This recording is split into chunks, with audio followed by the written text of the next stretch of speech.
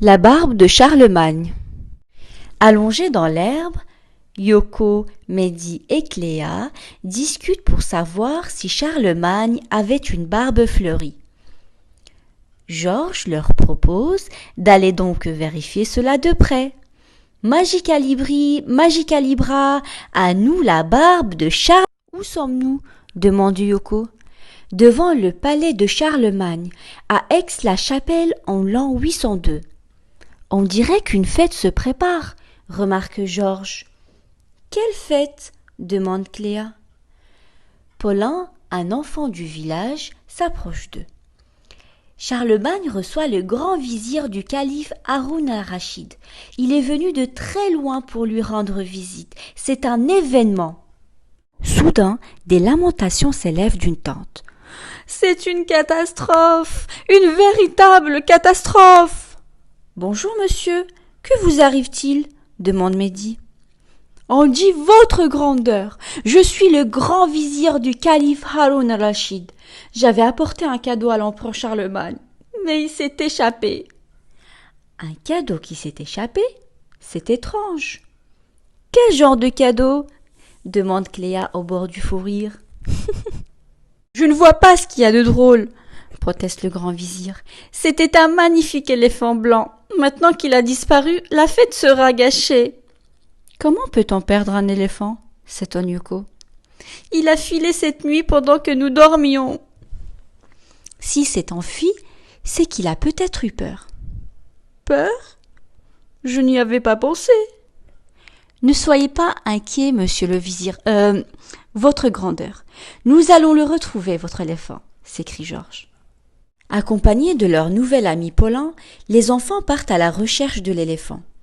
Mehdi imite même un barrissement, mais n'obtient aucune réponse. Il n'est pas là, dit Yoko.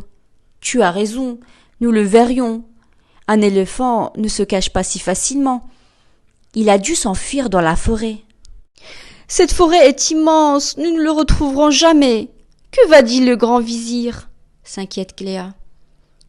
Je sais comment l'attirer, s'écrie Georges. Avec des cacahuètes, les éléphants en raffolent. Tu crois vraiment que nous avons des cacahuètes dans nos poches? Soupire Yoko. Je ne sais pas ce que sont des cacahuètes, dit Paulin, mais sous ces chaînes, il y a plein de glands. Quand l'éléphant aura faim, je suis sûre qu'il s'en contentera. Nos amis ont disposé des glands en tas au milieu d'une clairière. « Regardez, ça marche! Voilà notre éléphant !» chuchote Yoko. « Qu'est-ce qu'il est beau !» s'écrient les enfants en chœur. Il a l'air de se régaler. L'éléphant a si bien mangé qu'il décide de faire la sieste. Mehdi et Georges lui tapotent doucement la patte pour le réveiller. Mais l'animal ronfle plus que jamais. Il faut qu'il se lève, sinon Charlemagne n'aura pas son cadeau. J'ai une idée, s'exclame soudain Yoko en grimpant jusqu'à l'oreille de l'éléphant. Debout, chuchote-t-elle. Georges s'offre un petit tour de toboggan. Mais qu'est-ce que tu fais? Rouspète Mehdi. J'en profite pendant qu'il dort. Soudain, l'éléphant ouvre un œil. Il est réveillé, s'écrie Cléa. Il faut que tu reviennes au campement. Sans toi, la fête sera gâchée, explique Yoko.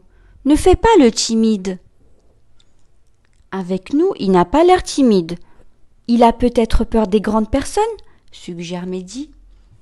L'éléphant barille comme pour dire oui. Rouh, rouh. D'accord, nous resterons avec toi, promet Georges. Nos amis arrivent juste à temps. L'empereur est entouré de ses chevaliers en armure. « Regardez, il n'y a pas de fleurs dans sa barbe !» s'exclame Mehdi. « Mais elle est quand même un peu fleurie avec ses petites touches de blanc !»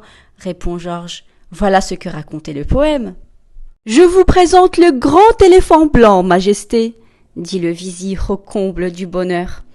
Charlemagne est fasciné par ce présent peu ordinaire.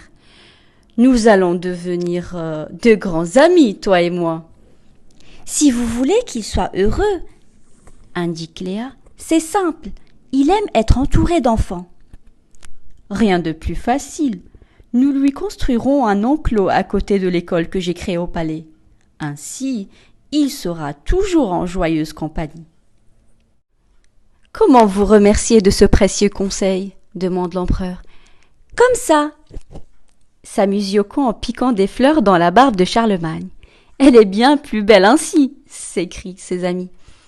Yoko leur fait un clin d'œil. « Vous voyez qu'il a la barbe fleurie ?» dit-elle radieuse. « Il est temps de rentrer chez nous !» annonce Georges. « Attendez ! Moi aussi j'ai un cadeau !» intervient le vizir. « Voilà une petite statuette en bois que vous garderez en souvenir de votre ami. »« Merci, votre grandeur !» s'écrient les enfants. « Il est superbe ! Nous n'oublierons jamais votre bel éléphant blanc. » Puis, ils joignent leurs mains et entrent dans le tourbillon magique. Magicalibri, Magicalibra, à nous le présent!